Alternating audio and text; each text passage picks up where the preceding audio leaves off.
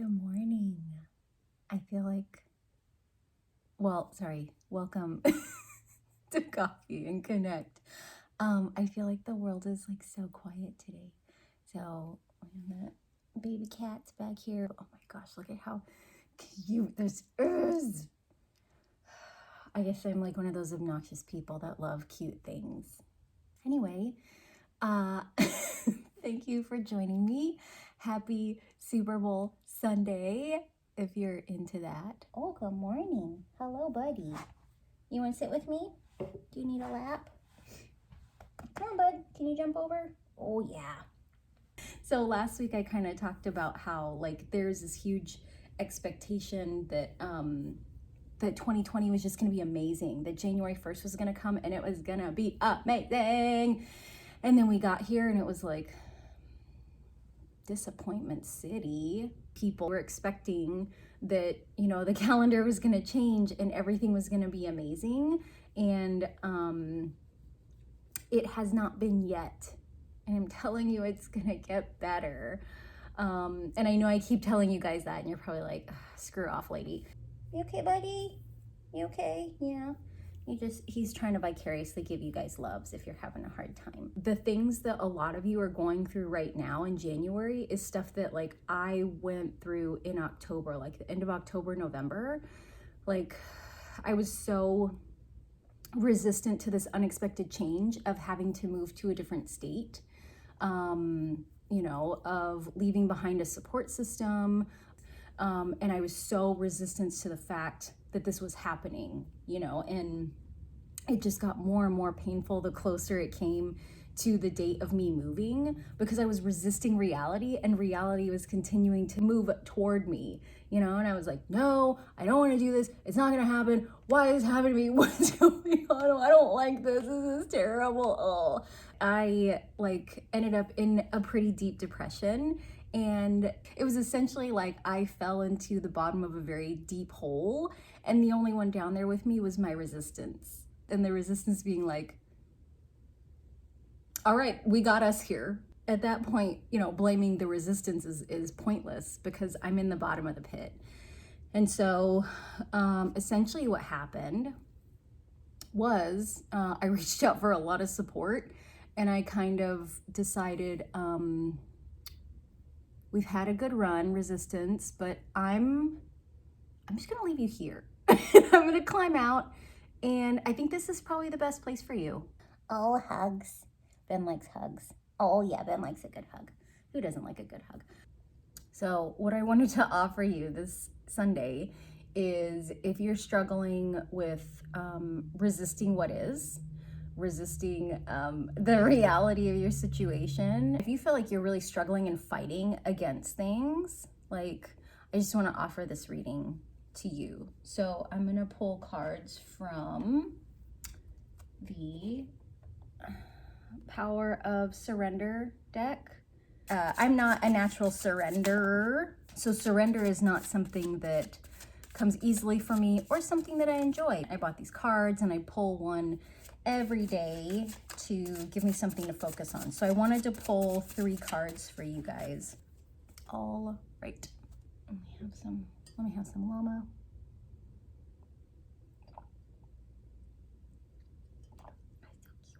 Okay, so the first card, ooh, this is a good one. The first card is Surrender to Success, and the message says you are ready to experience abundance. Don't look back at previous roadblocks or difficulties. Leap into an exciting new world of possibilities. So this is what the card looks like. We can see there's like a big mirror here, and it's reflecting back the really like beauty of the nature all around. It might seem counterintuitive that someone would resist success, but I think that it's very, very common. So when we think about success, like we think about fame, we think about being in the limelight, we think about being seen, we think about earning more money, we think about just having more power, like moving up in stature, and those can all trigger kind of scary things. If you're someone that has worked really hard not to be seen, you might be resisting success because in your mind, success looks like having to be in front of people. If you have some negative mindset around money. Money is evil, or, you know, you can only earn money off the backs of like hard workers, and to you success means earning more money. There's a definite like belief conflict there. And you have the choice to release those things, because just because you earn more money doesn't mean that you have to kind of fall into the belief or habit system of other people. Like, you might want to earn more money to be able to donate money to your favorite cause, or to give it to your family, or to help your parents pay off their house. Success also can mean coming into more power. And if you are someone that has been the victim, or you've seen really unequal, unfair power dynamics with people who've gotten power and abused it, there might be a belief system that absolute power corrupts absolutely. I think that's what the quote is. And that's not always true. You might be someone that has some success at work, and you get promoted into a higher position, and you use that power to use your voice to advocate for other people. As the card says, like, don't look back at previous roadblocks or difficulties. Leap into an exciting new world of possibilities. So what is possible for you to do with attention and a voice that people listen to, with more money, with additional power and authority?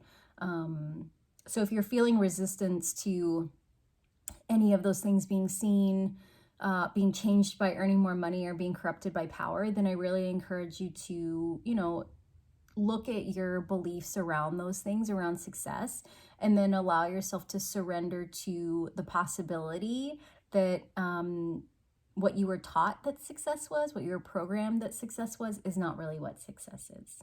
I'm going to say this for every card, like, ooh, this is a good one, because they're just such good cards. I just love them. The next card is surrender obsessive thinking. So if you're obsessing about a person or a situation, turn the dilemma over to spirit. Doing so will help you bring clarity, or even doing so will help bring you clarity, or even solve the problem. So this card is definitely for my warriors. Obsessive thinking can be rumination, like when we have like a cycle of like running thoughts. If you are finding that you're really worried about like one thing repeatedly, or like worrying all the time, like, this is definitely the card for you to surrender that obsessive thinking, because the resistance part is coming in. Maybe something unexpected has come up.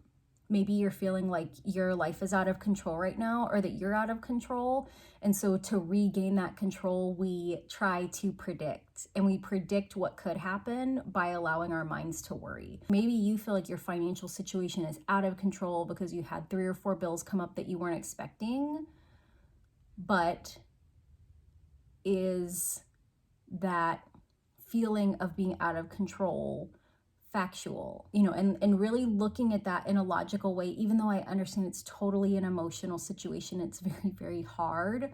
Sometimes when our minds get away from us, when our minds kind of fixate on that obsessive thinking, it can be so helpful, at least to me, for me, to ask, like, what are the facts? You know, and when I really like look at the facts of what's going on, you know, it might be like, oh gosh, okay, I'm really worried about this bill, or these 3 bills that are coming up next month. It's like big stuff, right? And then I'm worrying about it right now, but I'm discounting the fact that I have 2 more paychecks coming in before that bill is due. And I'm obsessing about these future bills, looking at the money that I have right now. And is it factual that whatever amount of money I have right now is all the money I'll have to pay that bill in the future? No, it's not. So I say all that to just let you know that, like, if you're obsessively worrying about something or someone and you feel out of control, you indeed have control. You have the power to ask yourself, what are the facts? What is the reality of what's happening to me right now versus how I feel? And you're entitled to feel however you want to feel. I'm not telling you that your feelings are bad. What I'm telling you is sometimes your feelings they're not factual, you know, and they're just trying to like give you warning signs to protect you. But sometimes they can be like Chicken Little and the sky's not really falling. Last is, this one's a really fun card. By the way, like, I don't ever get these when I pull them for myself. I get When I pull cards for myself, I get stuff like surrender your fear of intimacy. I'm like, oh my gosh, I can't right now. I cannot. Anyway, third card is surrender to the wisdom of your body. Listen to your body's message about a person or situation. If you feel physically drained or uncomfortable, be cautious. If you are energized and happy, move forward.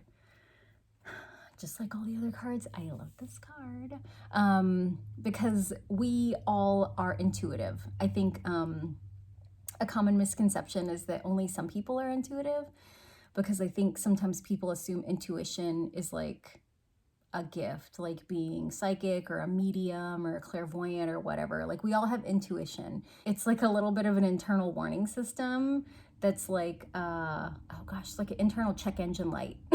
You know, it doesn't tell you exactly what it is. It's not like your oil is low. It's just like check everything. But we have this internal system that is like a notification, you know, that will come up that's like, ding, this guy's creepy. Or ding, that lady really likes drama. Or ding, stop eating ice cream. You know, like there's this little things that come up. So like when we surrender to listening to our bodies, the wisdom of our bodies, the wisdom of our internal system, that there are a lot of things that we can gain guidance about from that. So if we're resisting any like physical ailment that's really significant or that's repetitive for you, your body's trying to tell you something. And the resistance of that comes in just ignoring it instead of kind of just receiving that information like, okay, how many days have I had indigestion? Oh, it's been like six days in the last 2 weeks.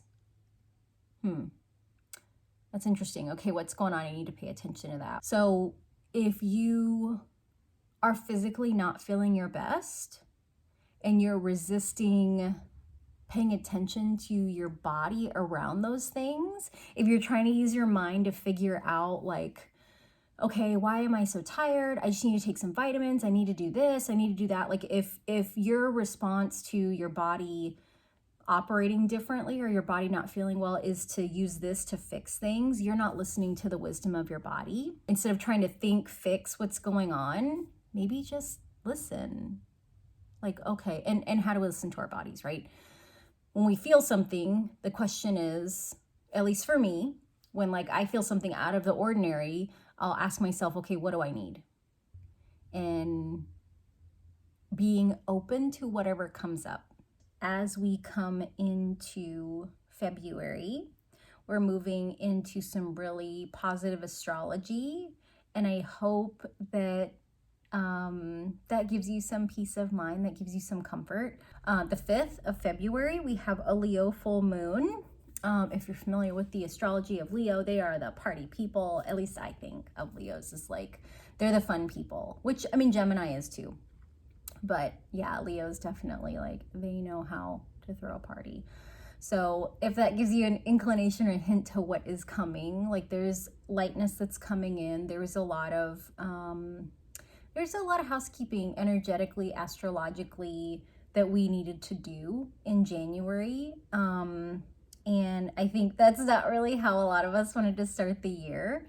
So if you are feeling heavy, if you're feeling resistant, I hope these card readings are helpful for you. I hope that you have a lovely, relaxing Sunday like these kids, and that you have a great week, and I will see you on the next Coffee and Connect.